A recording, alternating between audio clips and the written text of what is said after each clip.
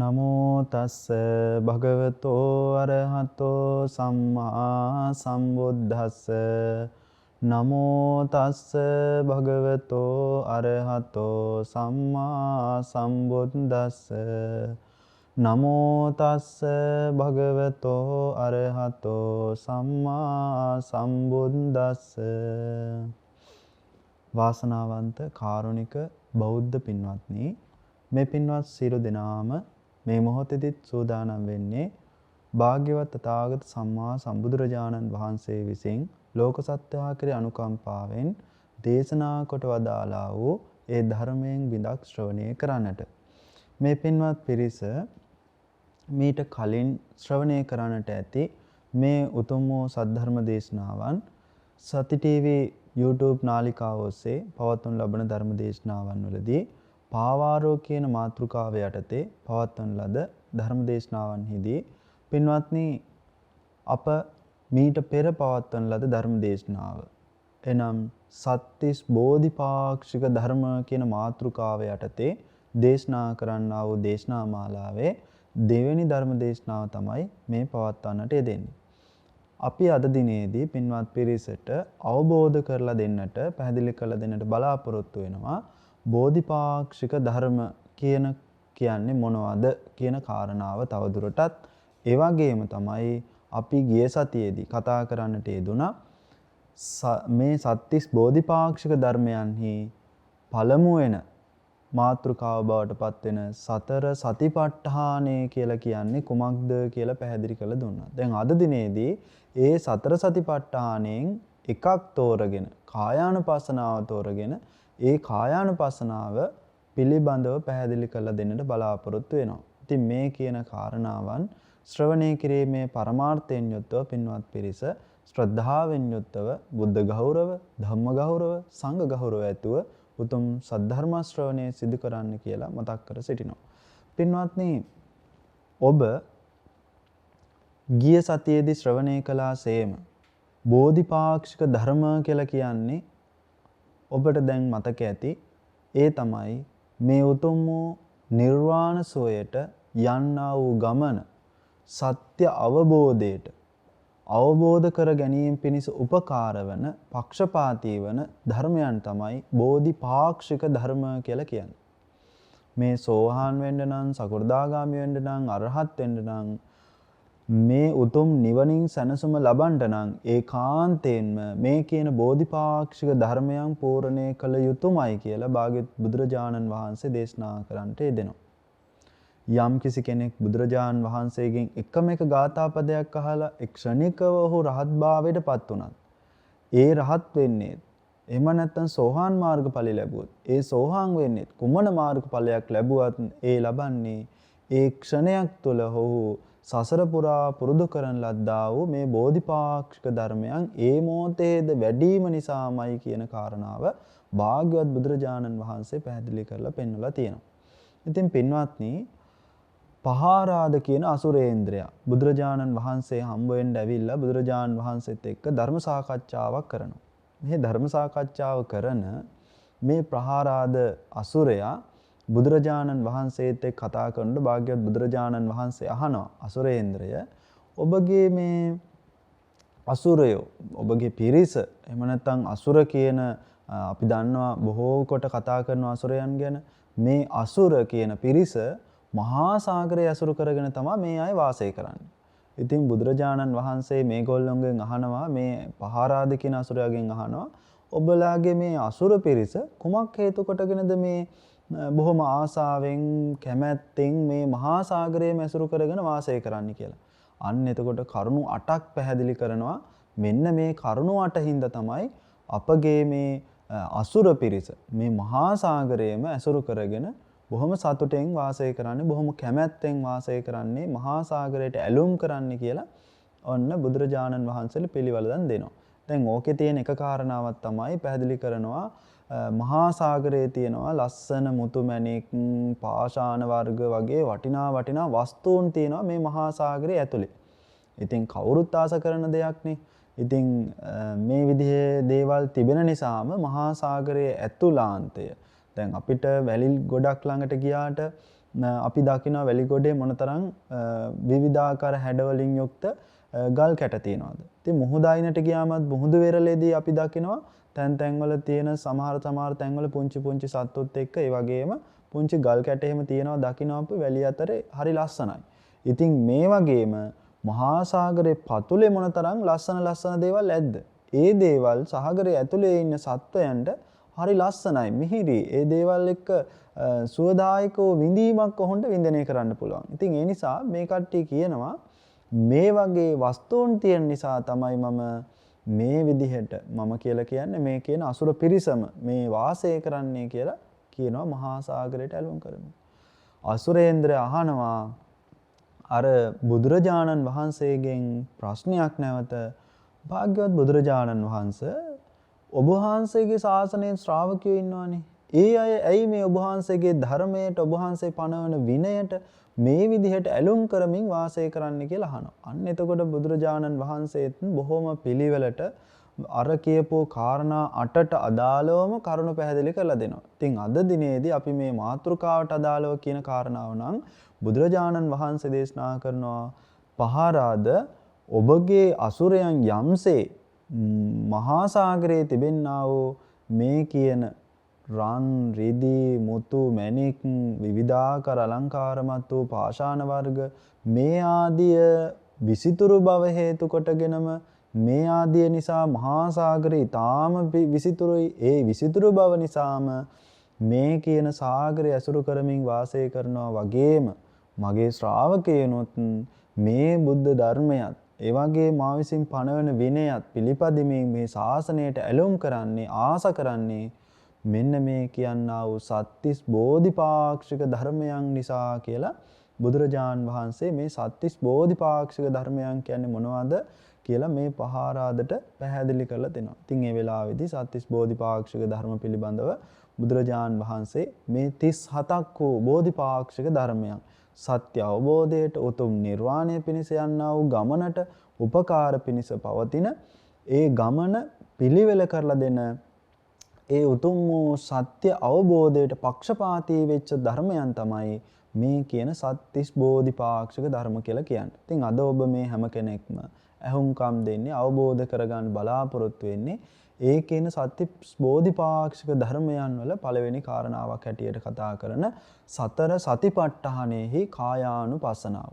පින්වත්නි අපි හැම කෙනෙක්ම මේ බෝධිපාක්ෂික ධර්මයන් ඇයි වැඩි යුත්තේ කියන කාරණාව මම මීට කලින් පවත්වන ලද සත්‍තිස් බෝධිපාක්ෂික ධර්ම දේශනාවන්හි පළවෙනි ධර්ම දේශනාවේදී පැහැදිලි කරලා දුන්නා. ඉතින් ඒ කාරණාවන් නැවත නැවතත් සිහියට නගාගෙන දැන් අපි අද මේ කතා කරන්න බලාපොරොත්තු වෙන සතර සතිපට්ඨානය කියන මාතෘකාවෙන් කායානුපස්සනාවට හිත තියෙන මොහොතේ පින්වත් පිරිස බොහෝම සිහියෙන් යුක්තව මේ පළවෙනියටම බුදුරජාණන් වහන්සේ නිවන් ගමන යන්නා වූ පිරිසට වැඩිය යුතු සිහිපත් කළ යුතු සිහි ගන්වාගෙන යා යුතු වූ මාර්ගයක් හැටියට දේශනා කරපු සත්‍තිස් බෝධිපාක්ෂික ධර්මයන්ගේ පළවෙනි කාරණාව සිහියෙන් යුක්තව ශ්‍රවණය කරමින් තමන්ගේ නිවන් මාර්ගය පෝෂණය කරගන්නට ඕන, වර්ණවත් කරගන්නට ඕන, අලංකාරමත් කරගන්නට ඕන. සතිපට්ඨානය වඩන්නේ ඇයි අපි? සතිපට්ඨානය වැඩුවේ නැත්නම් අපේ ගමන ලස්සන නැති වෙනවා. අපේ ජීවිතේ ඒකාකාරී වෙනවා. එතකොට හැමදාම අපි හිව්වොත් එහෙම යම් කිසි කෙනෙක් පන්සල් යනවා, බණ අහනවා, භාවනා කරනවා, ආයෙ ගෙදර එනවා. ওই විදිහට ගිහි ජීවිතයක් ගත කරන කෙනෙක් ගත කරනවා නම් ඔහුට ඒකාකාරී භාවයක් තියෙනවා. හැබැයි සතිපට්ඨානය වගේ එකක් මේ සත්‍තිස් බෝධිපාක්ෂික ධර්මයන්ට හිත තියලා ඔහු මම සත්‍තිස් බෝධිපාක්ෂික ධර්මයන් මගේ වැඩෙනවාද කියලා බල මගේ කොතනක හරි සත්‍තිස් බෝධිපාක්ෂික ධර්මයන්ගේ අඩුවක් තියනවාද කියලා බල ඔහු සතර සතිපට්ඨානයෙන් පටන් ගන්න මේ සත්‍තිස් බෝධිපාක්ෂික ධර්මයන් වඩනවා නම් අන්න ඔහු තුළ ඒකාකාරී භාවයෙන් මිදෙනවා.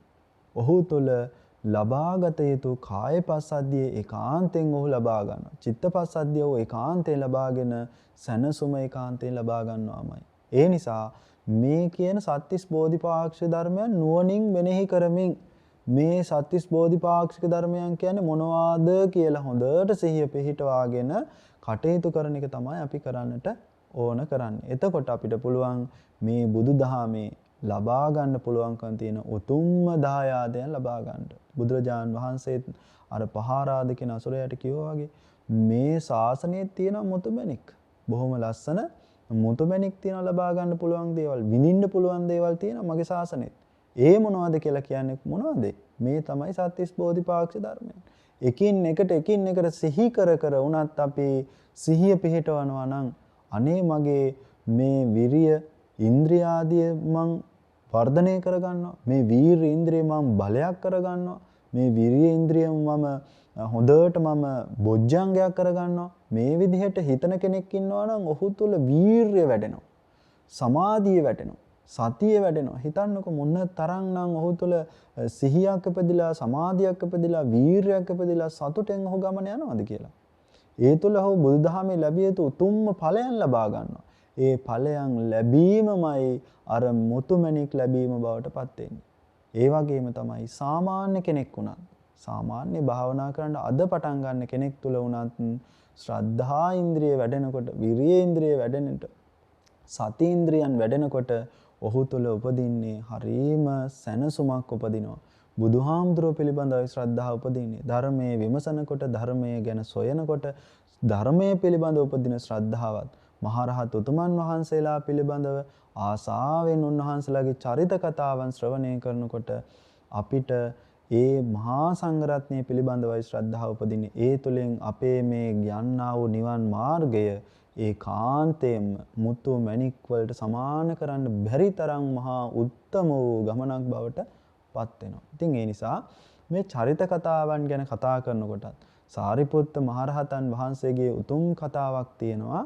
ඒ තමයි සාරිපුත්ත සිහියනාද සූත්‍රයේදී මේ සතිපට්ඨානයේ කායානුපස්සනාව කොහොමද ඒ උත්තම වූ භාග්‍යවත් බුදුරජාණන් වහන්සේගේ දකුණු අගසව්භාවයට පත්වෙච්ච සාරිපුත්ත මහරහතන් වහන්සේ කල්ප ගණනාවක්ම පෙරුම්දම් පුරාගෙන ඇවිල්ලා බෝසත්යන් වහන්සේගේ කාලයේ පටන්ම උන්වහන්සේ ළඟින් ඉඳමින් පැමිණිලා මේ උත්තම වූ බුද්ධත්වයේ ලබාගත් මොහොතේ උන්වහන්සේගේ අග්‍ර ශ්‍රාවකයන් වහන්සේ බවට පත් වෙමින් මේ සම්බුද්ධ ශාසනයේ චිරස්ථිතිය වෙනුවෙන් උන්වහන්සේ අප්‍රමාණ වූ දේශනාවන් පවත්වමින් ශාසනය වෙනුවෙන් කටයුතු කළ උත්තමයන් වහන්සේ.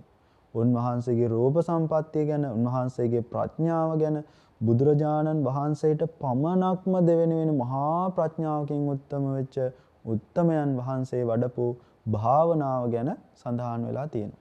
ඉතින් මේ උත්තම වූ භාග්‍යවත් බුදුරජාණන් වහන්සේගේ උත්තම ශ්‍රාවකයන් වහන්සේ වන ප්‍රඥාවෙන් අග්‍ර වෙච්ච ඒ සාරිපුත්ත මහරහතන් වහන්සේ දිනක් බුදුරජාණන් වහන්සේගෙන් අවසර අරගෙන උන්වහන්සේ වඩිනවා වස් කාලය ගත කරන්න. මේ වඩිනකොට දිනක් ඒ වඩින්න සූදානම් වෙනකොටම සාරිපුත්ත මහරහතන් වහන්සේ එක්ක යම් යම් හේතුන් මත හිත අමනාපකමක් තිබ්බ තවත් ස්වාමින් වහන්සේ නමක් උන්වහන්සේ බුදුරජාණන් වහන්සේ ළඟට ඇවිල්ලා පැමිණිල්ලක් කරනවා. මොකද්ද පැමිණිල්ල? පැමිණිල්ල තමයි බුදුරජාණන් වහන්සේගේ අග්‍ර ශ්‍රාවකයන් වහන්සේ දකුණු අගසව්වේ සාරිපුත්ත මහරහතන් වහන්සේ මගේ ඇඟේ හැප්පිලා සමාවවත් ගන්න නැතුව මාව මට පිටුපාල යන්නට ගියා කියලා කියනවා. ඊට පස්සේ බුදුරජාණන් වහන්සේ එවෙලෙම මුගලන් මහරහතන් වහන්සේත් එතන වැඩ ඉන්නවා. ආනන්ද ස්වාමීන් වහන්සේත් එතන වැඩ ඉන්නවා. ඉතින් මේ වැඩ ඉන්න වෙලාවේ කියනවා භික්ෂුන් වහන්සේලාට මගේ වචනයෙන් සාරිපුත්ත කැඳවන්න කියලා. දැන් සාරිපුත්ත මහරහතන් වහන්සේ පිටත් වෙලා ගමන යන ගමන් ඊට පස්සේ භික්ෂුන් වහන්සේලා ගිහිලා සාරිපුත්ත මහරහතන් වහන්සේට කතා කරනකොට අන්න අර මුගලන් මහරහතන් වහන්සේත් ඒ වගේම ආනන්ද ස්වාමීන් වහන්සේ දෙනම එකතු වෙලා කුටියක් ගානේ ගිහිල්ලා අර ඉන්න සියලුම ස්වාමීන් වහන්සේට ආරාධනා කරා වඩින්න අද සාරිපුත්ත මහරහතන් වහන්සේ සීහනාදයක් පවත්වනවා කියලා. දැන් මුගලන් මහරහතන් වහන්සේ 이르දිමතුන් වහන්සේලා අතර අග්‍රස්ථානටපත් වෙච්ච උත්තමයන් වහන්සේ. ඉතින් එහෙම වෙච්ච උතුමන් වහන්සේ අනාගතේ නොදකින්නවා නෙවෙයිනේ. ඉතින් උන්වහන්සේලා ඒක දැකලා දැන් මේ කරපු අපවාදය සාරිපුත්ත මහරහතන් වහන්සේ කවමදාකවත් එහෙම දෙයක් කරන්නේ නැහැ කියලා දන්නවා. මේ දන්න නිසාම ගිහිල්ලා කතා කරනවා භික්ෂුන් වහන්සේලාට එන්න හැමෝම ඇවිල්ලා බලන්න මේ කාරණාව කියලා. මෙහෙම ආරාධනා කරාම මහත් වූ භික්ෂු සංඝයා මෙතනට රැස් වුණා. රැස් වෙලා සාරිපුත්ත මහරහතන් වහන්සේ දැන් සියලුම භික්ෂුන් වහන්සේලා වැඩ ඉන්න රහත් උතුමන් වහන්සේලා වැඩ ඉන්න තැනට ඇවිල්ලා බුදුරජාන් වහන්සේ දෙපා නැමදලා අවසර ඉල්ලා සිටිනවා. අන්නේ වෙලාවේ බුදුරජාන් වහන්සේ අහනවා සාරිපුත්ත ඔබ මේ මෙහෙන් පිටත් වෙලා යනකොට මේ භික්ෂුවගේ ඇඟේ හැප්පිලා ගිය බව ඇත්තක්ද? ඔබ සමාවවත් ගන්නේ නැතුව පිටුපාලා ගිය බව ඇත්තක්ද? මේ විදියට අහනවා. ඇහුවට පස්සේ අන්න අර සාරිපුත්ත මහරහතන් වහන්සේ හරීම නිවිච්ච හිතකින් යුක්තව බුදුරජාණන් වහන්සේ කියලා උන්වහන්සේ බුදුරජාණන් වහන්සේගෙන් අවසර අරගෙන උන්වහන්සේ සිහිනාදයක් කරනවා. බුදුරජාණන් වහන්සේට කියනවා බුදුරජාණන් වහන්සේ මේ ලෝකේ ඉන්න යම් කෙනෙක් ඉන්නවා නම් කායානුපස්සනාව වඩන්නේ නැති කෙනෙක්. අන්නේ කායානුපස්සනාව වඩන්නේ නැති කෙනා ඒ වගේ කාගේ හරි ඇඟේ හැප්පිලා සමාව ගන්නේ නැතුව පිටුපාලා ඔහු යන්නට යාවි. නමුත් යම් කිසි කෙනෙක් කායානුපස්සනාව වඩනවා නම් අන්‍යයා කවදාකවත් එහෙම දෙයක් කරන්නේ නැහැ කියලා බුදුරජාන් වහන්සේට ප්‍රකාශ කරනවා. ඒ වගේම බුදුරජාන් වහන්සේට උපමා සහිතව දේශනා කරනවා. අර මහා සංඝරත්නය හැමෝටම ඇහෙන්න කායානුපස්සනාව තමන් වඩන්නේ කොයි වගේද කියලා. එතකොට කියනවා මහ පොළොව උපමාවට අරගෙන කියනවා බුදුරජාණන් වහන්සේ මේ මහ පොළොවට මිනිස්සු සත්තු හැම කෙනෙක්ම අනේක විද ජරාවන් දානවා. අසුචි, සොට්ටු, සැරව, මුත්‍ර මේ ආදී අනේක විද දේවල් දානවා. ජරාවල් දානවා, කුණපයන් දානවා, මල කඳන් ගෙනින් දානවා. මේ හැම දෙයක්ම කුණු වෙච්ච පණුව ගහන මල කඳන් පවා මේ මහ පොළොව මතයි තියෙන්නේ. ඉතින් මේ තරම් ජරා ගොඩවල් දාලා විනාශ කරලා මොන දේවල් කරත් කවමදාකවත් මහ පොළොව මේක පිළිකුල් ලෙස ගන්නෙත් නැහැ. සුභවාදී ලෙස ගන්නෙත් නැහැ. මේක සියල්ලම උපේක්ෂා සහගතව දරා ගනිමින් ඉවසා ගනිමින් මේ සියල්ලම බොහෝම අනුකම්පාවෙන් යුක්තව බාර ගන්නවා. ඉතින් ඒ වගේ බුදුරජාන් වහන්සේ කායානුපස්සනාව වඩන මමත් මගේ පටන් සියලු ලෝක සත්‍යයටම මෛත්‍රී සහගත වූ සිතින් වාසය කරනවා. කිසියම් සත්‍යය කෙරෙහි වෛර සහගත සිතුවිල්ලක් නොමැතිව අනුකම්පා සහගතව මම වාසය කරනවා කියලා කියනවා. ඒ වගේම ජලය උපමාවට අරගෙන, ඒ වගේම ගින්න උපමාවට අරගෙන, ඒ වගේම තමයි වාතය උපමාවට අරගෙන මේ විදිහටම උන්වහන්සේ උපමා කරලා කියනවා මේ දේවල් වලටත් ජලයට, වාතයට, ඒ වගේම ගින්නට මේ හැම දෙයකට මේ විදිහට අනේක විද ජරාවන්, කුණප කොට්ටාසයන් එකතු වෙනවා.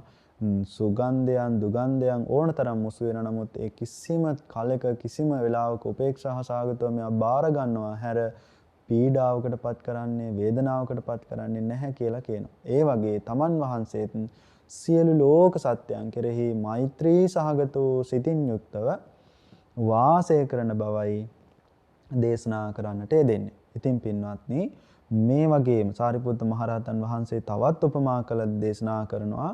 මේ නගරයට ඇතුල් වෙනවා සැඩොල් දැරියන්. මොනවා කරන්නද?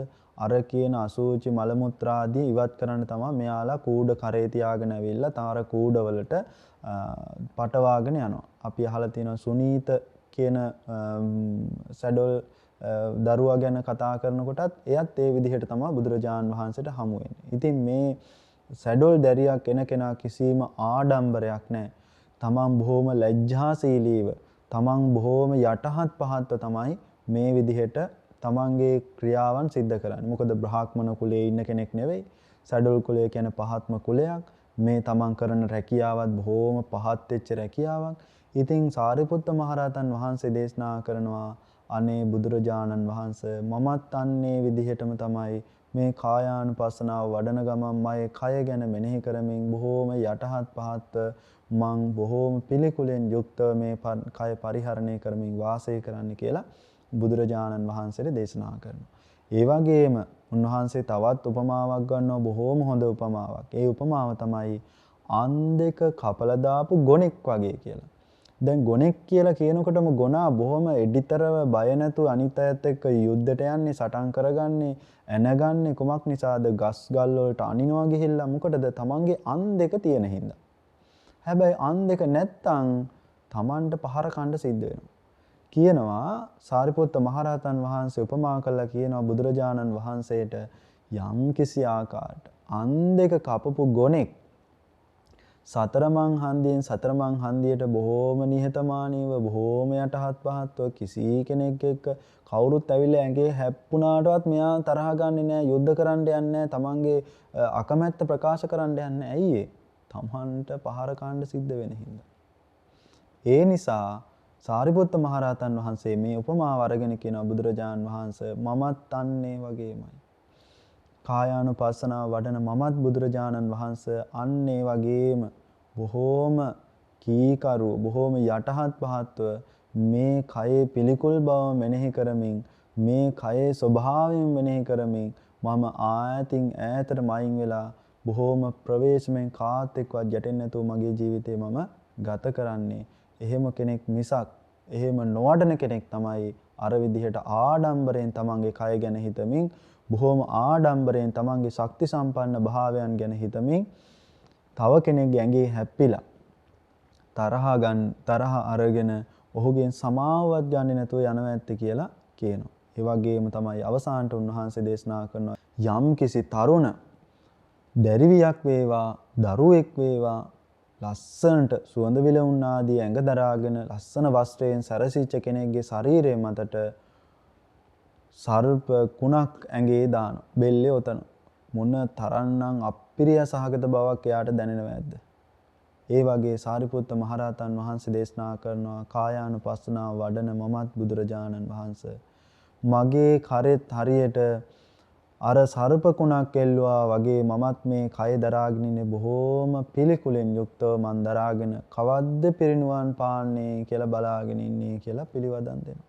පින්වත්නි කායානුපස්සනාව වඩපු උත්තමයන් වහන්සේ කෙනෙක් ගැන තමයි ඒ දේශනා කරේ. හිතලා බලන්න ඔබත් මමත් මේ කායානුපස්සනාව වැඩුවොත් මොන තරම්නම් අපේ ජීවිත හික්මීමටපත් වේද?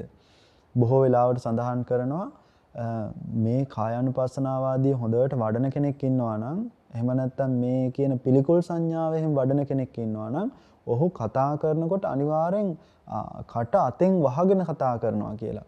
ඇයි ඒක වහගෙන කතා කරන්නේ? ඔහු හොඳට නුවණ තියලා දැන් ඔහු දන්නවා මගේ කටෙන් දුර්ගන්ධයක් හමනවා. ඒ නිසා තව කෙනෙක් එක්ක කතා කරනකොට ඔහුට මේ දුර්ගන්ධය දැනෙන්න පුළුවන් කියලා ඔහු කට අතෙන් වහගෙන තමයි කතා කරන්න කියලා කියනවා. එතකොට හිතලා බලන්න ඒ හැමෝම කායानुපස්සනාව වඩන හැමෝම අතෙන් වහ ගන්නවා කියලාවත් අතෙන් වහන්නේ නැති හැමෝම කායानुපස්සනාව වඩන්නේ නැහැ කියලාවත් නෙවෙයි මේ කියන්නේ. යම් කිසි කෙනෙක් එහෙමත් කරන්නට පුළුවන්කම තියනවා කියලායි කියන්නේ. එතකොට මේ කායානුපස්සනාව කියලා කියන්නේ කායේ කායානුපස්සී විහෙරති. කයේ කය අනුව බලමින් වාසය කරනවා කියලායි මේ කියන්නේ. එතකොට මහා සතිපට්ඨාන සූත්‍රයේ පින්වත් පිරිස බොහෝ දේශනාවන් වලදී අහලත් ඇති. ඉතින් මේ කායානුපස්සනාව කියලා කියන්නේ සතර සතිපට්ඨානේ එකක්. කායානුපස්සනාව, වේදනානුපස්සනාව, චිත්තානුපස්සනාව, ධම්මානුපස්සනාව කියලා සතර සතිපට්ඨානේ කියලා නම් කරනවා. මේ සතර සතිපට්ඨානෙහි පළවෙනි එක තමයි කායානුපස්සනාව කියලා කියන්නේ. අපි මෙතෙක් වෙලා මේ සාරිපුත්ත මහරහතන් වහන්සේ කායානුපස්සනාව වැඩුවා කියලා අපි දේශනා කරෙත් අන්නේ පළවෙනි කායානුපස්සනාව තමයි ඒ සාරිපුත්ත මහරහතන් වහන්සේත් වඩලා තියෙන්නේ. එතකොට මේ කියන උතුම් වූ කායානුපස්සනාව වඩන කොට එහි තියෙන කාරණාවන් ගොඩක් තියෙනවා. මොනවද? පළවෙනි එක තමයි ආනාපාන සති ගොච්චේ. ඒ වගේම තමයි ඉරියාපත ගොච්චේ. ඒ වගේම සති සම්පජඤ්ඤ ගොච්චේ. ඒ වගේම පටික්කුල මනසිකාරය. ඒ වගේම ධාතු මනසිකාරය, නවසීවතිකය කියන කොටස් 6ම මේ කායානුපස්සය කියන කොටසට අයත් වෙනවා. කැමති කෙනෙකුට මේ කායානුපස්සනාවේ තියෙන කැමති කොටසත් තෝරගෙන වඩන්න පුළුවන්කම තියෙනවා. ඉතින් ඒ වඩන කෙනාට සිහිය උපද්දවාගෙන මේ කය අනුව බලමින් ආනාපාන සති වඩනවා කියලා කියන්නේ කොහොමද? ඒ තමයි හුස්ම ඉහළට පහළට යන ස්වභාවය ගැන හොඳට සිහිය පිහිටවාගෙන හුස්ම දිහා බලාගෙන සිහිය පිහිටවා ගන්න එක තමයි ආනාපාන සතිය කියලා කියන්නේ. ඒ වගේම ඉරියාපත කියලා කියන්නේ යාම් ඊම් ඉදීම් හිටීම් කියන සතර ඉරියව්වට තමන් ගමනක් යනවා නම් එහෙම නැත්නම් ඇවිදිනවා නම් ඒ ඇවිදින හැම මොහොතකම ඇවිදින බවට සිහියෙන් කිසිම වෙලාවක අපිට භාවනා පිළිබඳ උපදෙස් දෙනකොට කියන්නේ යනවා කියලා කී ඉන්නවා නෙවෙයි යන බවට සිහිය පිහිටවාගෙනයි ඉන්නේ. ඒ වගේම අපි යම් කිසි ආකාරයකට කොතනක හරි වාඩි වෙලා ඉන්නවා නම් ඕනෑම වෙලාවක පුටුවක හරි ගලක හරි බිම හරි වාඩි වෙලා ඉන්නවා නම් වාඩි වෙච්ච සැනින් ඔහුට සිහිය තියෙනවා මං වාඩි වෙලා ඉන්නේ කියලා ඉරියව්වට සිහියයි. අන්න ඒ වගේ මේ ඉරියව්වට සිහියෙන් ඉන්න එක තමයි මේ ඉරියාපත පබ්බේ කියලා කියන්නේ. ඒ වගේම සති සම්පජඤ්ඤය කියලා කියන්නේ සිහිය පිහිටවනවා කියලා. අපි අර ඉරියාපතේට කිව්වා වගේම ඒ ඉරියව් වල ඉඳලා හැම දෙයකටම ඔහු සිහියෙන් ඉන්නවා. කුමක්ද හැම දෙයකම කියලා කියන්නේ? උච්චාරං වා පස්සාරං වා කියලත් බුදුරජාන් වහන්සේ දේශනා කියන්නේ වැසිකිලි කැසිකිලි කරන වෙලාවට පවා ඔහු සිහියෙන් ඉන්නවා. කරන හැම දෙයක්ම මේ කයෙන් කරන්නා වූ සියලුම දේවල් පිළිබඳව ඔහු සිහියෙන් වාසය කරනවා. ඒ වගේම බුදුරජාන් වහන්සේ දේශනා කරන සම්‍යක් ප්‍රඥාවෙන් වාසය කරනවා කියලා කියනවා. අත නමනකොට දිගාරිනකොට ඔහු හොඳට සම්‍යක් ප්‍රඥාවෙන්මයි මොහු අත දිගාරින්නේ නමන්නේ. ඇවිදින්නේ, ආහාර ගන්නේ, වතුර බොන්නේ හැම දෙයක්ම කරන්නේ මොහු බොහෝම සිහියෙන්. ඒ වගේම තමයි පටික්කුල මනසිකාරය කියලා කියන්නේ. පටික්කුල මනසිකාරය කියලා කියන්නේ පිළිකුල් සංඥාව. පිළිකුල් භවින් යුක්තව මේ කයේ අපි හැමදාම අහලා තියෙනවා. හැමදාම භාවනා කරන්න යන සෑම තැනකම වගේ මේ පිළිබඳව සඳහන් කරනවා. ඒ කියන්නේ පිළිකුල් භාවනාව කියලා අපි කතා කරනවා. මේ ශරීරයේ තියෙන කුණප කොට්ටාසයන් 32 පිළිබඳව සිහිය පිහිටවන. අන්න ඒකට කියනවා පටික්කුල මනසිකාරය කියලා. ඊළඟට තමයි ධාතු මනසිකාරය. ඒ කියලා කියන්නේ මේ කයේ පඨවි, ආපෝ, තේජෝ, වායෝ කියන මේ සතර මහා ධාතුන් තමයි මේ කයේ තියෙන්නේ කියලා ඔන්න ඔහු මේ ධාතුන් වලට සිහිය පිටවාගෙන ඔන්න ධාතු මනසිකාරය වඩනවා. ඒ වගේම තමයි නවසීවතිකය කියලා කියන්නේ අවසාන එක. නවසීවතිකය කියලා කියන්නේ පළවෙනි එකේ ඉඳන්. එහෙම නැත්නම් යම් කෙනෙක් මිය පරලෝකීය දවසේ ඉඳන්ම යම්සේ මේ ශරීරයේ ටිකෙන් ටික ජරා ජීර්ණ භාවයට පත් වෙලා ඇටකොටු බවට පත් වෙලා මහ පොළොවට පස් වෙලා යනකම්ම මේ ශරීරයේ ක්‍රමක්‍රමයෙන් අවස්ථා 9ක් හැටියට නවසීවතිකේ අවස්ථා 9ක් හැටියට කොටස් කරලා මේ අවස්ථාවන් වලට සිහිය පිහිටවාගෙන ඔහු මෙනෙහි කරනවා මේ යම් මිය පරලෝකීයපු මේ ටිකෙන් ටික කුණු වෙන ජරාවටපත් වෙන ඇටකටු පෑදෙන සත්තු විසින් මස් කෑලි අරවා මේවා ඇදගෙන ගිහින් කන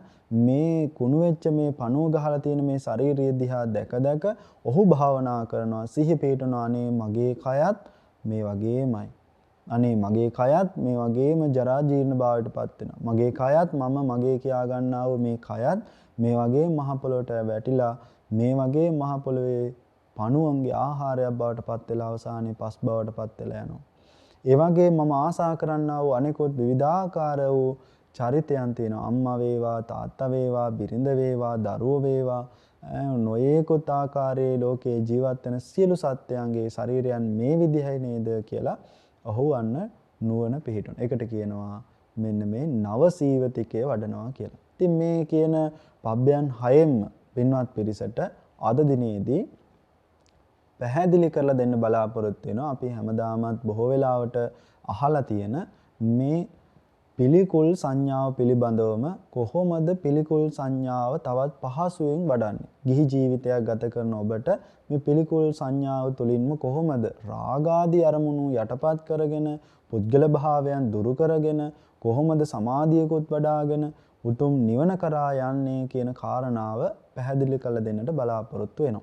ඉතින් ඒ නිසා පින්වත්නි පළවෙනියටම අපි ගත්තොත් මේ කායානුපස්සනාවේ තියෙන පටික්කුල මනසිකාරය. පටික්කුල මනසිකාරය ගැන භාග්‍යවත් බුදුරජාණන් වහන්සේ මහා සතිපට්ඨාන සූත්‍රයේදී දේශනා කරන්න දෙනවා. මහණෙනි මේ හිසේ සිට දෙපතුල දක්වාම විවිධාකාර වූ කුණප කොට්ටාසයන් 32ක් පවතිනවා කියලා බුදුරජාන් වහන්සේ දේශනා කරනවා. අත්ති මස්මින් කායේ කේසා ලෝමානකා දන්තා තචෝ මන්සන් නහාරු අට්ටි අට්ටි මිංජා කියලා බුදුරජාන් වහන්සේ දේශනා කරනකොට මේ කයේ හිසේ පටන් දෙපතුල දක්වාම අනේක ප්‍රමාණයේ වූ පිළිකුල් භවෙන් යුක්ත වූ විවිධාකාර වූ කුණප කොට්ටාසයන් ගොඩක් පවතිනවා. 32ක් හැටියට භාග්‍යතුන් වහන්සේ නම් කරනවා. එතකොට මේ තියෙන කුණප කොට්ටාසයන් පිළිබඳව සිහිය පිහිටවනවා නම් යම් කිසි කෙනෙක් ආන් එයාට කියනවා පිළිකුල් සංඥාව වඩනවා කියලා කියනවා. එතකොට පින්වත්නි මේ පිළිකුල් සංඥාව උනත් වඩන කෙනාට පුළුවන්කම තියෙනවා කාරණා තුනක් හැටියට මේ පටික්කුල මනසිකාරය වඩන්නට. කොහොමද කාරණා 3 වෙන්නේ? පළවෙනි කාරණාව තමයි ඔහුට සුභ සංඥාව දුරු කර ගැනීම පිණිසත් ඔහු මේ පටික්කුල මනසිකාරය වඩනවා. ඒ වගේම තමයි ඔහුට පුළුවන් හිත සමාධිමත් කර ගැනීම පිණිසත් මේ පටික්කුල මනසිකාරය වඩන්න. ඒ වගේම තමයි සත්ව පුද්ගල භාවයේ දුරු කරගෙන නිවන් අරමුණු කර ගන්නටත් මෙන්න මේ කියන පටික්කුල මනසිකාරය වඩන්න පුළුවන්කම තියෙනවා. කාරණා 3යි. පළවෙනි එක මොකද්ද? පළවෙනියටම පුළුවන් අපිට ඕනෑම භාවනාවක් කරනවා නම් අපි හිතමු ආනාපාන සති භාවනාව වඩනවා. එහෙම නැත්නම් තවත් පැත්තකින් ගත්තොත් අනුසති භාවනාවක් වඩනවා, කසින භාවනාවක් වඩනවා, ඕනෑම භාවනාවක් වඩන කෙනෙකුට යම් ආකාරයකට රාග අරමුණක් උපදිනවා නම් ආන්ගේ රාග අරමුණ උපදින කෙනාට පුළුවන්කම තියෙනවා රාග අරමුණ දුරු කරගන්න. නැත්නම් සුභ සංඥාව දුරු කරගන්නට.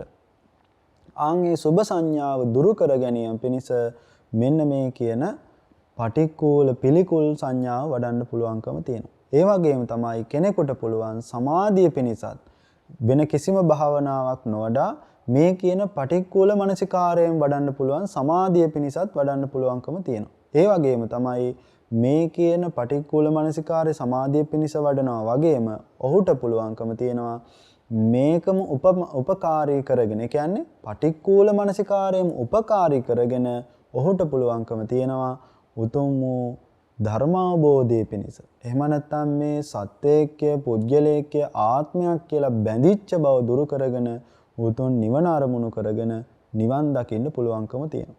මේ කාරණා 3ක්. එතකොට යම් කිසි කෙනෙකුට අපි මේක හොඳට නුවණින් විමසලා කොහොමද සුභ සංඥා දුරු කරගන්නේ, කොහොමද සමාධිය වඩන්නේ, කොහොමද අපි මේකෙන් පුද්ගල භාවය දුරු කරගන්නේ කියලා විමසලා බැලුවොත් එහෙම පින්වත්නි, මෙහිදී බුදුරජාන් වහන්සේ පළවෙනිටම දේශනා කරපු කාරණාවක් තමයි සුභ සංඥාව දුරු කරගන්න. බොහෝ තැන්වල බුදුරජාන් වහන්සේ භාවනා ගැන දේශනා කරනට හැම තැනකම බුදුරජාන් වහන්සේ දේශනා කරන මාන්නේ සුභ සංඥාවක් උපදිනවා නම් මේ ලෝකයේ තියෙන ඕනෑම දෙයක් පිළිබඳව අන්නේ පුද්ගලයාට පුළුවන්කම තියෙන සුභ සංඥාව දුරු කරන. මොකක්ද සුභ සංඥාව කියලා කියන්නේ? ස්ත්‍රියකට පුරුෂයෙක් වේවා, පුරුෂයෙකුට ස්ත්‍රියක් වේවා, යම් කිසි ආකාරයකට දකින අවස්ථාවේදී රාග අරමුණක් උපදිනවා නම් ආන්ගේ රාග සහිත අරමුණ අපි කියනවා සුභ සංඥාවක්, පිළිකුල් බවින් තොර වෙච්ච සුභ වූ සංඥාවක් කියලා. දැන් අපි අහලා තියෙන බොහෝ කතාවන්, අට කතාවන් හිදී එහෙම සඳහන් වෙලා එක් ස්වාමින් වහන්සේ නමක්, ධර්මදර ස්වාමින් වහන්සේ නමක්, එහෙම නැත්නම් ධර්මයේ ඉගෙන ගන්න ස්වාමින් වහන්සේ නමක්, තරුණ වයසේ ඉන්න ස්වාමින් වහන්සේ කෙනෙක්. උන්වහන්සේ දවසක් තමන්ගේ ස්වාමින් වහන්සේලා තවත් පිරිසක් එක්ක පිණ්ඩපාතේ වඩිනවා. පිණ්ඩපාතේ වඩිනකොට උන්වහන්සේට මේ ගම මැදට යනකොට සුභ සංඥාවක් උපදිනවා. ඒ කියන්නේ රාග අරමුණක් උපදිනවා. උන්වහන්සේට පුළුවන්කමක් ලැබෙන්නේ නැහැ මේක යටපත් කරගන්න. තවත් තැනක සඳහන් වෙලා තිනවා ඒ මොහොතේ යටපත් කරගත්තා කියලා. තවත් තැනක සඳහන් වෙනවා මේක යටපත් කරගත්තේ නැහැ. උන්වහන්සේ ඒ වෙලෙම තමන්ගේ පාත්‍රෙ තිබ්බ දාන ටික තවත් ස්වාමින් වහන්සේ කෙනෙක්ගේ පාත්‍රයට පූජා කරනවා. පූජා කළා උන්වහන්සේ ගුරු හාමුදුරන්ට වැඳලා කියනවා ස්වාමින් වහන්සේ අද මම මේ හිතට සුභ සංඥාවක් උපන්නා. සුභ සංඥාවක් කියලා කියන්නේ රාග අරමුණක් උපන්නා. මේක මට ඒකාන්තයෙන් නිරේටම පමුණුවන දුක්ගෙන දෙන අරමුණක්මයි. මේක මං වහාම යටපත් කරගන්න ඕනි කියලා මුන්වහන්සේ හිතනවා. හිතලා මුන්වහන්සේ මොකද කරන්නේ? ගුරු හාමුදුරන්ට කියනවා ඒ විදිහට කියලා වෙරලා කියනවා ස්වාමින් වහන්සේ අද දවල් උගන්වන පාඩමත් අද හවස උගන්වන පාඩමත් මං කෙරේ අනුකම්පාවෙන් පවත්වන්න එපා. හැබැයි හෙට උදේ අනිවාර්යෙන් උගන්වන්න කියලා මතක් කරනවා. ගුරු හාමුදුරන් වහන්සේ කැමැත්ත පළ කළාට පස්සේ තමන්ගේ උපාධ්‍යයන් වහන්සේ හොයාගෙන උන්වහන්සේ වඩිනවා. වැඩලා ඒ යනකොට ඒ උතුම් රහතන් වහන්සේ නමක් උන්වහන්සේ තමන්ගේ කුටියේ මැටි ගානවා. මේ රහතන් වහන්සේ නම තමන්ගේ කුටියේ මැටි ගානවා. මේ මැටි ගානකොට අර ස්වාමින් වහන්සේ පිටුපස්සෙන් ගිහිල්ලා ලොකු ස්වාමින් වහන්සේට කතා කරන්නත් කලින් උන්වහන්සේ දිහා බලන්නෙවත් නැතුව, ඒ කියන්නේ තමන්ගේ ශිෂ්‍යයා දිහා බලන්නෙවත් නැතුව අන්න අර රහත් උතුමන් වහන්සේ කියනවා ඔය තමන්ගේ අතේ තියෙන පාත්‍රය එහෙම පසකින් තියන්න කියලා. ඒ වෙලාවේ අර ශිෂ්‍යයා කියනවා ස්වාමින් වහන්සේ මම සුභ සංඥාවකට හසු වෙලා ඉන්නේ. මට මේකෙන් මිදෙන්න ඕන කියලා. ඒ වෙලාවේ කියනවා ඔබ පැමිණියේ ඔබට පිහිට විය හැකිම තැනකටයි ඔබ පැමිණෙන නිසා වඩින්න කියලා ආරාධනා කරනවා. ඔන්න ඒ වෙලාවේ වැඩියට පස්සේ උන්වහන්සේට දෙන කමඨාන කොමක්ද? ඒ තමයි මේ අසුබ සංඥාව. එහෙම නැත්නම් පිළිකුල් සංඥාව වඩන්න කියලා, පටික්කුල මානසිකාරය වඩන්න කියලා ඔන්න පවරනවා. ඉතින් මේක වඩලා උන්වහන්සේ එදා දවල් තමා ගුරු හාමුදුරුවෝ හොයාගෙන ගියේ. ගිහිල්ලා හවස් වෙනකොට භාවනා කළා, රාත්‍රියේ භාවනා කළා, පහවදා උදේ වෙනකොට රහත් වෙනවා. රහත් වෙලා උදේ පන්තියටත් උන්වහන්සේ එහෙම නැත්නම් අර මීට කලින් උන්වහන්සේ වැඩ ඉඳපු විහාරයටත් වදිනවා තමන්ගේ අධ්‍යයන කටයුතු සිදු කරන්න රහතන් වහන්සේ කෙනෙක් හැටියට. එතකොට පින්වත්නි හිතලා බලන්න මේ පටික්කුල මානසිකාරය කියලා කියන්නේ පිළිකුල් සංඥාව කියලා කියන්නේ මොනතරම් යහපත් වූ කාරණාවක් වෙනවද කියලා. තමන්ගේ මනසේ උපදින්නා වූ යම්බඳු රාග සහිත අරමුණක් තියෙනවා නම් අපි දන්නවා මේ ලෝකේ ඉන්න අනේක විද ප්‍රතඥ සත්‍යයන් මේ ධර්මයක් පිළිබඳව, මේ භාවනාවක් පිළිබඳව, මේ පිළිකුල් බවක් පිළිබඳව නොදන්නාකම හේතු කොටගෙන අනේක විද වූ කාමයන් නිසාවෙන්, අනේක විද වූ රාගයන් නිසාවෙන්, අනේක විද වූ දුක්ඛයන්ට, වේදනාවන් වලටපත් වෙනවා. අපි ගොඩාක් වෙලාවට අහන්න ලැබෙනවා අපිට ඒ කාරණාවන්. මේ කාමයේ නිසා, මේ රාගය නිසා පීඩාවටපත් වෙලා, මේ රාගය නිසා සමහර වෙලාවට දරුවෝ දන්නේම නැතුව අවුරුදු 20 30 දරුවෝ පවා මොකද කරගන්නේ? තමන්ගේ ජීවිතේ විනාශ කරගන්නවා. තමන්ගේ ජීවිතේ මේ ලැබිච්ච උතුම් මනුෂ්‍ය ආත්ම භාවය විනාශ කරගන්නවා මේ කාමයේ නිසා, මේ රාගය නිසා. ඒ ඇයි මේ කියන ධර්මයේ දන්නේ නැතිකම? මොකක්ද දන්නේ නැත්තේ? මේ අසුබ සංඥාව දන්නේ. මේ සුබ සංඥාවෙම බැසගෙන සිටිනවා. මේ අපි ළඟ තියෙන මේ තමන්ගේ කියාගත්ත මේ රූපයත් ඒ වගේම බාහිර ලෝකේ අපිට පේන තිබෙනා වූ අනේක විද රූපයන් වලත් සුබ සංඥාව උපදින්නේ හොඳයි කැමැතියි කියලා ඇලෙන්නේ කුමක් හේතු කොටගෙනද? කාරණා දෙකක් නිසා. ඒ තමයි මම කියන වචනේ තව එකක්. මම කියන වචනේ වගේම කාමය කියන වචනේ. මේ කාමය කියන වචනේ තුලිනුයි මම කියන වචනේ තුලිනුයි සියලුම අසුබයන්, සියලුම කුණපයන්, සියලුම පිළිකුල් භාවයන් සියල්ල යටපත් කළා දාන. යටපත් කරලා ඔහු මොකද කරන්නේ? අර කාමයේ කියන වචනයෙන් සියල්ල වහගෙන සුබ ලෙස ගන්නවා. අසුබ ලෙස පවතින සියලු දේ සුබ ලෙස ගන්නවා. ඒ අරගෙන ඒවම ඇලිලා, ඒ වගේම වෙලිලා අනන්ත දුක් විඳලා අනන්තවත් වූ තවත් දුක් සහගත වූ නිරයකටම ඔහු ගමන් කරනවා. ඒ අයියේ പ്രേත ලෝකවල උපදිනවා. ඇයි പ്രേත ලෝකවල උපදින්නේ? මේ කාමයන්ට තිබෙනා වූ ලොල් බව නිසාවෙන් ඔහුට මේක අතහැර ගන්න බැරුව යනවා. අසුබ සංඥාවක් වඩලා නැහැ. අසුබේ කියන්නේ කුමක්ද කියලා දන්නේ නැහැ. ඔහු යනවා හොයාගෙන යනවා. ගිහිල්ලා ඒ പ്രേත ලෝකේ උපදිනවා. ඇයි මේ ලෝකේ තිබිච්ච මේ කුණප කොටාස ටිකකට ආසාවෙ ඉඳලා ඒ ආසාවම හේතුවෙන් තමයි ඔහු ඊළඟට මැරෙන්නෙත් අවසාන මොහොතෙත් අර ආසාවෙන්මයි අර රූපේට. තමන්ගේ බිරිඳ වේවා, තමන්ගේ ආදරණීයවන්තිය වේවා, ස්ත්‍රීන් ලෙස වේවා, ඕනෑම ලෙස හිතමින් මේවට ඇලුම් කරමින් ඉඳලා මැරුණම අර ඇලීම නිසා, ලෝභකම නිසා, තණ්හාව නිසා പ്രേත ලෝකයන්හි උත්පත්ති ලබනවා. අපි දකිනවා බොහෝ ධර්ම දේශනා පවත්වන ස්වාමින් වහන්සේලා පවා මේ කොයි විදිහටද මේ අය උත්පත්ති ලබන්නේ പ്രേත ලෝකවල කියලා දේශනා කරනවා. තමන් යම් යම් අවස්ථාවන්හිදී යම් යම් විදිහටද ආස කරේ ඒ තැන්වලදී උත්පත්ති ලැබනවා කියලා දේශනා කරනවා.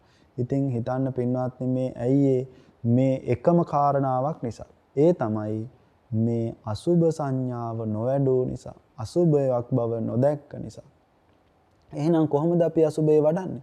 යම් කිසි ආකාරයකට ඔබේ සංඥාවක් උපදිනවා නම් අපි හිතමු පුරුෂ පක්ෂයේ කෙනෙක් නම් කාන්තාවක් දැකලා යම් කිසි ආකාර සුබ සංඥාවක් උපදිනවා.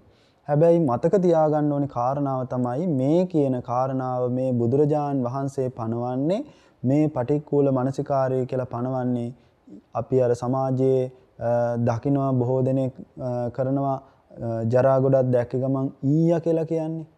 ඒ වගේ මේ පිළිකුල් කිරීමක් නෙවෙයි. නුවණින් දකිනවා. මේ මම දරාගෙන ඉන්නේ.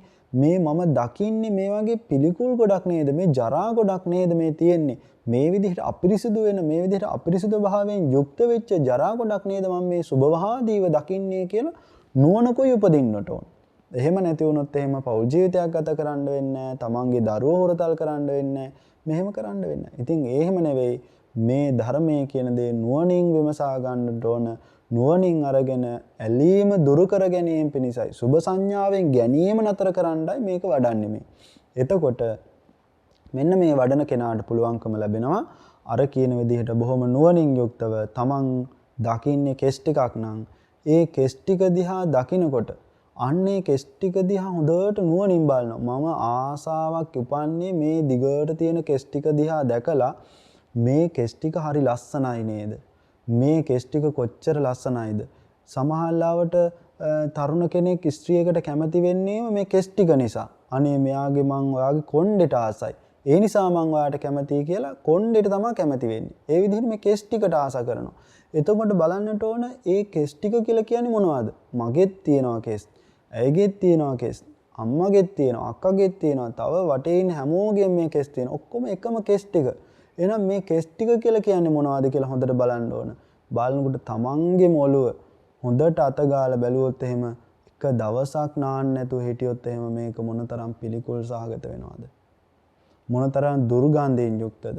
අපි දන්නවා ඉස්සොරි වගේ දේවල් මේ කෙස් අතරෙම තියෙනවා. මේ ඉස්සොරි තැන් තැන් වල කෙස් වල ගෑවිලා මොනතරම් අප්‍රසන්න භාවයෙන් යුක්තද? නමුත් අපි ඒ සියල්ල වහලා දානවා. ඒ දුර්ගන්ධය වර්ණ වශයෙන් ගත්තත්, ගන්ධ වශයෙන් ගත්තත්, පිහිටි සබ්තන් වශයෙන් ගත්තත් මේක පිළිකුලයි නේද කියන ස්වභාවය අයින් කරනවා. මොකක්ද? අර කියන කාමයේ කියන වචනය නිසා. කාමයේ රාගය කියන වචනෙන් ඒක වහලා දානවා. වහලා මොනතරම් අපිරිසිදු වුණත් කමන්නේ හොදලා නාවලා ප්‍රශ්නයක් නැහැ කියලා ගන්නවා. අපි ඒක ඔන්නේ හොඳයි නේද කියලා. එහෙනම් ඒක නෙවෙයි මේ පිළිකුල් සංඥා වඩන කෙනා නුවණින් බලනවා. අනේ මම මේ කොණ්ඩේට ආසයි කියලා ගත්තට මේක සුබයි කියලා ගත්තට මේ වගේ අසුබයෙන් යුක්තයි නේද කියලා ඔන්න නුවණින් විමසන. ඒ වගේම තමයි ඔහු තවත් විමසනවා කුමක්ද? ඒ කෙනාම ඇස් වලට කැමති නම් ඔන්න ඇස් දෙක දකිනකොට අනේ ඇස් දෙක කොච්චර ලස්සනයිද මම මේ ඇස් දෙක නම් මාව වසී කරනවා කියලා සුබසහගත ලෙස ගන්නවා ඒ ඇස් දෙක. ඒ ඇස් දෙක සුබසහගතයි කියලා ගන්නකොට ඒ ඇස් දෙක දිහාම බලන්න ඕන අනේ අර අපි දකිනවා තිරිසංගත සත්‍යයන්ගේ එහෙම ගොඩක් වෙලාවට මිනිස්සු නම් උදේ පාන්දර නැගිට ගමන් හොඳට කබ ටිකේම හොදගෙන ගෙන් එළියට එන්නේ. හැබැයි තිරිසංගත සත්තු කබ හොදන්න දන්නේ නැහැ. ওই බල්ලෝ එහෙම ඉන්නවා එහෙම. එතකොට ඒ බල්ලොන්ගේ එහෙම බලනකොට කබ වැක්කිලා තියෙන ඇස්වල දෙපැත්තේ මොනතරම් අප්‍රසන්න බවක්ද. වයසට ගියපු අම්මලා තාත්තලාට බැරි වෙනවා අතපය දික් කරලා අරක හරියට තමන්ගේ මූණේම හොදන්න. එතකොට ටික වෙලාවක් යනකොට ඇස්වලින් කබ වැක්කිලා තියෙනවා පේනවා. ඒ වෙලාවට බලන්න අනේ මං ආස කරන්නා වූ යම් රූපයක් තියෙනවා නම් කාන්තාවක් වේවා පුරුෂයෙක් වේවා ඒ රූපය තුලත් අනේ මේ වගේම අසුබයක් නේද තියෙන්නේ. මේ වගේ මහා කබ වැක්කිරන ඇස් දෙකක් නේද? කඳුළු කියන්නේ ජරාවක් නේද? කුණප කොට්ටාසයක් නේද? කියලා අන්න නුවණින් විමසන. අපි ආස කරන ඇස් දෙක කබ වැක්කිරලා තියෙනවා කියලා සංඥාවෙන් බලන්න ඕනේ. කොහොමද කබ වැක්කිරලා තියෙනකොට කොහොමද මේ ඇස් දෙක කියලා. ඒ වගේම තමයි නහසේ ගන්නකොට ඒ වගේම තමන්ගේම කය පැත්තෙන් බලනවා අනේ මගේ කයේ මේ කටේ කෙල උදේ නැගිටිනකොට මොනතරම් මගේම කටේ ගඳ මටම දැනෙනවා. මොනතරම් පිළිකුල්ද මගේ කටේ ගඳ. අප්‍රසන්නෙන් අප්‍රසන්නයි. මීයේ කුණු වෙලා වගේ මහා දුර්ගන්ධයක් හමනවා. කොච්චර දත් මැද්දක් 10 11 වෙනකොට නැවතත් ආයේ දුර්ගන්ධය හැමම දැනෙනවා. ඒ අයියේ පිළිකුල් බව නිසා. හැබැයි අපිට ඒ පිළිකුල් බව වහනවා. කුමක් නිසාද? මම කියන වචනේනොත් කාමයේ කියන වචනේනොත් වහගෙන සුභවාදී ලෙස අරගෙන රාගසිත උපද්දව ගන්නවා. භාවනාවට වාඩි වෙන්න බෑ රාගසිතක් උපදිනවා. කොහෙවත් යන්න බෑ රාගසිතක් උපදිනවා. කවුරුත් දකින්න බෑ රාගසිතක් උපදිනවා. මේයි රාගසිත උපදින්නේ. අර සුභ සංඥාව නිසා.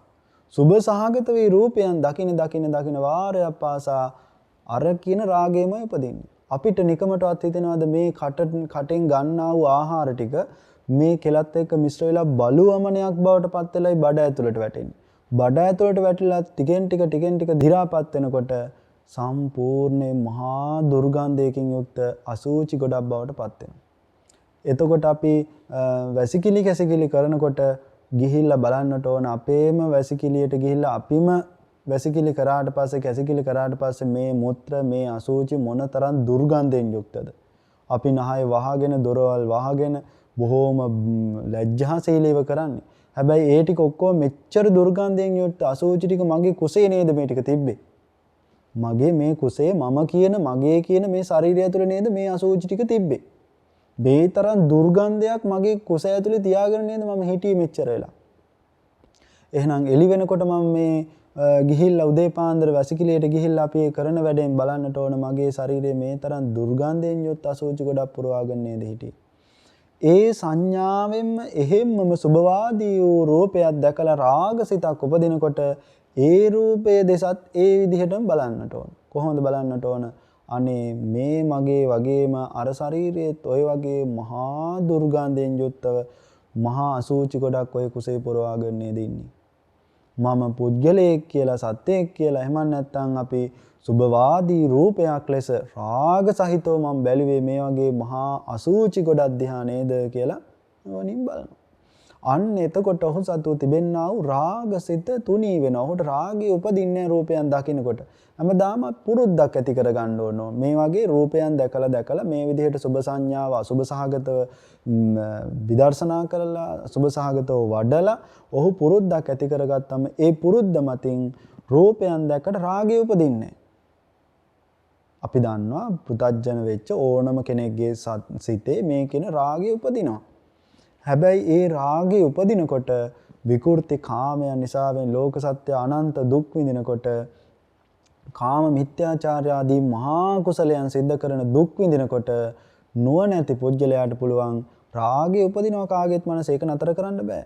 රාගය උපදිනවාමයි. අනාගාමි වෙනකම්ම සිතේ රාගය උපදිනවාමයි.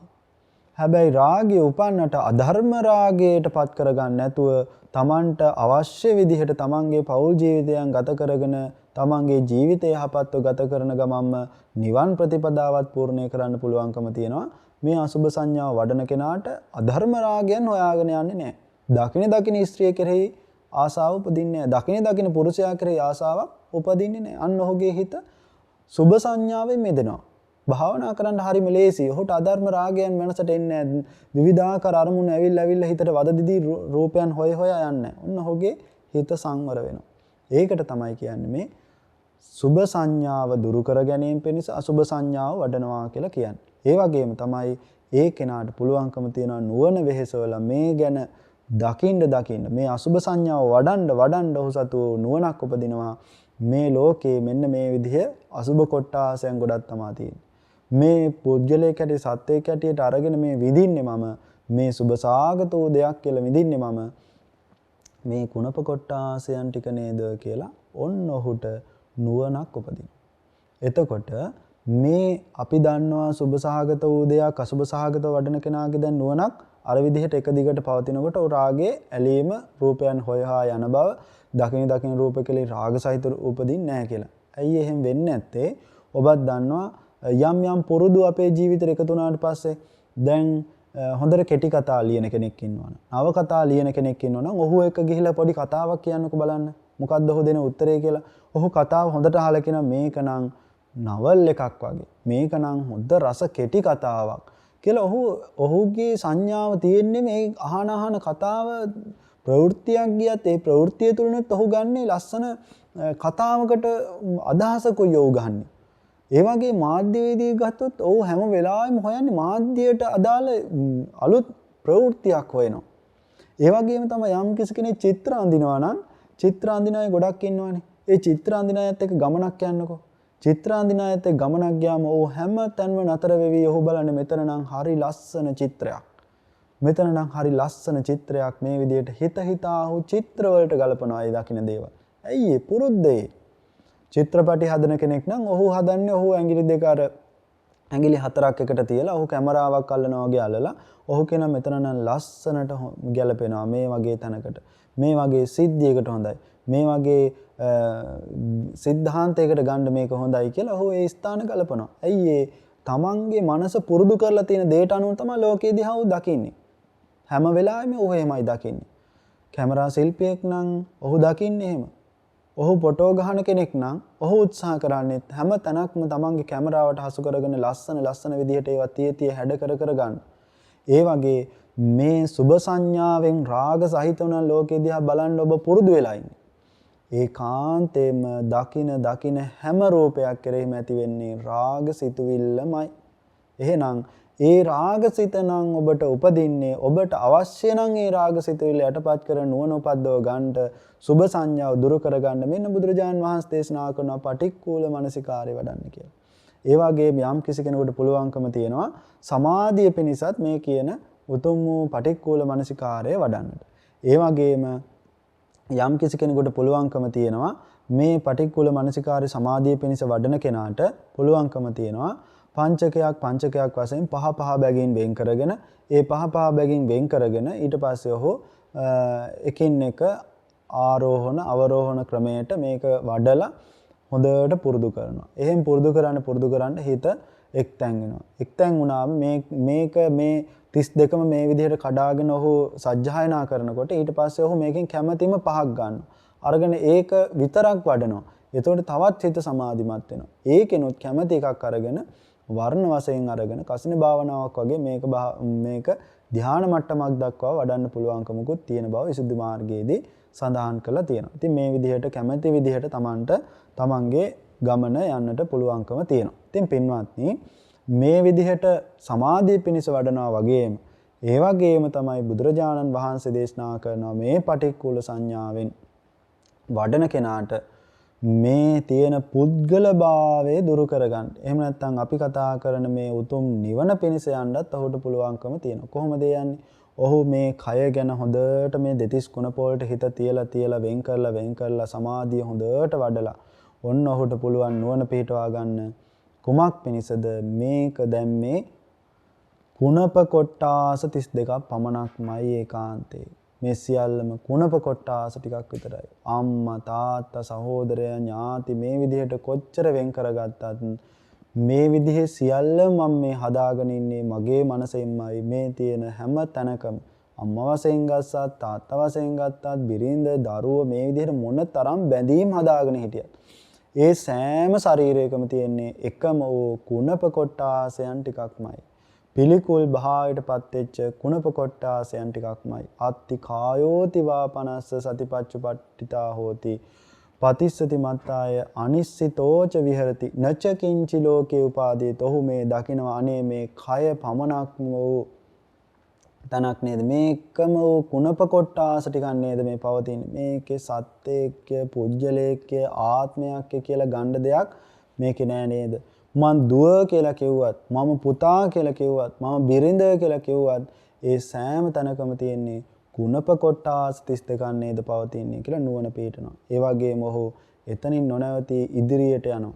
ඉදිරියට යනකොට මේ කුණප කොට්ටාස ටිකම දිගින් දිගට මෙනෙහි කරන කෙනාට වෙන ටිකම ඒ මෙනෙහි කරන කෙනාට දිගින් දිගට වඩන කෙනාට ධම්මානුපස්සනාවත් වැඩෙනවා. චිත්තානුපස්සනාව, වේදනානුපස්සනාව, ධම්මානුපස්සනාවත් ඔහු මේකෙම වැඩෙනවා. මේ වැඩෙනකොට ඔහුට නුවණ උපදිනවා මේ සියල්ලම මේ විදිහට තමන්ගේ මනසෙන් උපද්දවගත අරමුණු නිසා නේද මේ විදිහට හම්බ වුනේ. එහෙනම් මේක කයට අයිති කාරණාවක් නෙවෙයි නේද කියලා කායනුපස්සනාව වඩන කෙනාට නුවණක් උපදිනවා. එතකොට ඔහු කය කෙරෙහි ඇලිච්ච බව, කයේ බැඳිච්ච බව නතර වෙලා ඔහු තමන්ගේ මනසට යොමු වෙනවා. බාහිර රූපයන් වලට ඇලිච්ච බව නතර කළා මේ කුණ කොට්ටාසයන් ටිකට මම නේද නම් දුන්නේ. අම්මා තාත්තා බිරිඳ දරුවෝ ස්වාමියා කියලා නම් දුන්නේ මම නේද කියලා තමන්ගේ පැත්තට එනවා. බාහිර ලෝකෙන් තමන්ගේ පැත්තට එනවා. ඇවිල්ලා තමන්ගේ මනසත් එක්ක යුද්ධ කරනවා. යුද්ධ කළා ඔහු තීරණයකට එනවා. කොහොමද ධම්මානුපස්සනාව වඩන කෙනාට නුවණ උපදිනවා. මෙන්න මෙහෙමයි නේද මම මේ පංච උපාදානස්කන්ධ වශයෙන් මේ රූපේ සකස් කරගත්තේ කියලා නුවණක් උපදින කෙනාට පුළුවන්කම ලැබෙනවා මෙන්න මේ කියන්නා වූ කායානුපස්සනාව සම්පූර්ණ කරගෙන උතුම් නිවන සාක්ෂාත් කරගන්නට. ඉතින් ඒ නිසා පින්වත් පිරිසටත් පුළුවන්කම තිබෙනවා සුභ සංඥාව දුරු කර ගැනීම පිණිසත් අසුභ සංඥාව වඩන්න. ඒ වගේම සමාධිය පිණිසත් මේ අසුභ සංඥාව පිළිකුල් භාවනාව වඩන්න. ඒ වගේම පුද්ගල භාවය දුරු කරගෙන උතුම් නිවන සාක්ෂාත් කරගන්නත් මේ කියන්නා වූ මේ පටික්කුල මනසිකාර කියන භාවනාව වඩන්න පුළුවන්කම තියෙනවා. ඉතින් සත්‍තිස් බෝධිපාක්ෂික ධර්මයන් ගැන බුදුරජාණන් වහන්සේ දේශනා කරනකොට පළවෙනියටම මේ ගමනේ පළවෙනියටම දේශනා කරන මෙන්න භාවනාව. ඒ භාවනාව තමයි බුදුරජාණන් වහන්සේ පනවපු මේ සතර සතිපට්ඨානය. එහි පළමුවෙන කායානුපස්සනාව තමයි පින්වත් පිරිස අද මේ අවබෝධ කරගත්තේ. ඉතින් ඒ කායානුපස්සනාවේ එක පබ්බයක් අරගෙන මේ විදිහට පටික්කුල මනසිකාර සංඥාවේ මේ පින්වත් පිරිසට මේ ධර්ම දේශනාව පැවැත්වුවා. ඉතින් අනිකුත් පබ්බයන් සියල්ල පිළිබඳව නුවණ පිහිටවාගෙන පින්වත් පිරිස තවත් මහා සතිපට්ඨාන සූත්‍රය ආදී කියවමින් අවබෝධ කරගනින් Tamanට පුළුවන්කම තියෙනවා කැමැති එකක් වඩන්නට. නමුත් එයින් එක් කමඨානක් තමයි පින්වත් පිරිසට මේ විදිහට පැහැදිලි කරේ කැමැති විදිහට Tamanට මේ වඩන්න පුළුවන්කම තියෙනවා. සාමාන්‍ය ජීවිතයේ තුල ඔබට රාගාදී අරමුණු වලින් හිත වද දෙනවා නම්, වේදනාගෙන දෙනවා නම්, අධර්ම රාගයන් සොයාගෙන යනවා නම්, කාම මිත්‍යාචාරයන්ටම හිත ඇදිලා යනවා නම්, අන්න ඒක නතර කරගන්නත් ආදරෙන් අම්මේ තාත්තේ අක්කේ නංගී කියලා සමාජයේ ඇසුරු නිසුරු කරමින් රාගයෙන් තොර වෙච්ච මනසකින් ජීවත් වෙන්න පුළුවන්කම ලැබෙනවා මේ පිළිකුල් සංඥාව වඩන කෙනාට. ඉතින් ඒ නිසා තමන්ගේ බිරිඳ එක්ක තමන්ගේ දරුවෝ එක්ක බොහෝම සතුටු සහගත වූ පෞල් ජීවිතයක් ගත කරන්නත් පුළුවන්කම තියෙනවා නුවණින් මේ පටික්කුල මනසිකාරය වඩන කෙනාට. ඇයි ඔහු අධර්ම රාගයන් සොයාගෙන ගිහිල්ලා පෞල් ජීවිතයන් විනාශ ස්වභාවයට පත් කරගන්නේ නැති නිසා. ඉතින් ඒ නිසා පින්වත්නි මේ උතුම් වූ සත්‍තිස් බෝධිපාක්ෂික ධර්මයන් කියන මාතෘකාව යටතේ පවත්වන ධර්ම දේශනාවන්හි දෙවෙනි ධර්ම දේශනාව මෙසේ නිමාවටපත් කරනවා. ඊළඟ ධර්ම දේශනාවේදී වේදනානුපස්සනාව පිළිබඳව ධර්ම දේශනා කිරීමේ බලාපොරොත්තුවෙන් යුක්තව. ඉතින් ඒ නිසාවෙන් අද දිනේදී මේ පැයක් වැනි කාලයක් බොහෝම ශ්‍රද්ධාවෙන් ගෞරවයෙන් යුක්තව බුද්ධ ගෞරව, ධර්ම ගෞරව, සංඝ ගෞරවයත්ව ශ්‍රද්ධාවෙන් යුක්තව මේ උතුම් වූ ධර්මය ශ්‍රවණය කරගන්නට යෙදුණා. මේ විදිහට මේ ධර්ම දේශනාව ශ්‍රවණය කිරීම තුළින් අපි රැස් කරගත්තා වූ කුසල ධර්මයන් අනුමෝදන් කළ යුතු පිරිසට අනුමෝදන් කරමු. පළමු කොටම අපට අර්ථයෙන් ධර්මයෙන් අනුශාසනා කරන්නා වූ ගෞරවනීය අපේ ආචාර්ය උපාධ්‍යයන් වහන්සේලා සිහිපත් කරගෙන උන්වහන්සේලාට පින් අනුමෝදන් කරන උන්වහන්සේලා විසින්ම සිද්ධ කරන ලද කුසලයක් මේ කුසලයන් අනුමෝදන් වෙමින් උන්වහන්සේලාගේ ශාසනික වේවා සමාජීය වේවා අනේක විද කටයුතු සාර්ථකව සිද්ධ කරගනිමින් උන්වහන්සේලාගේ ආධ්‍යාත්මික ජීවිතයේ සඵල කරගනිමින් උතුම් වූ නිර්වාණ සෝයෙන් සැනසුම පිණිස මේ කුසලයන් හේතුපනිශ්‍රේ වෙත්වා කියලා ප්‍රාර්ථනාවන් සිද්ධ කරමු. ඒ වගේම සුජීවත්ව වාසය කරන ඔබ අප හැම කෙනෙක්ම මේ ධර්ම දේශනාව ශ්‍රවණය කිරීමෙන් දේශනා කිරීමෙන් රැස් කරගත්තා වූ සියලු කුසලයන් ඒකාන්ත වශයෙන්ම නිවන පිණිසම හේතුපනිශ්‍රේ වේවා. උතුම් ධර්මාවබෝධයේ පිණිස මේ කුසලයන් හේතුපනිශ්‍රේ වෙත්වා කියලා සාදුකාර දීලා ප්‍රාර්ථනාව සිද්ධ කරමු. සියලු දෙනාටම උතුම් වූ ධර්මාවබෝධය වෙත්වා යයි ප්‍රාර්ථනා කරනවා. තෙරුවන් සරණයි.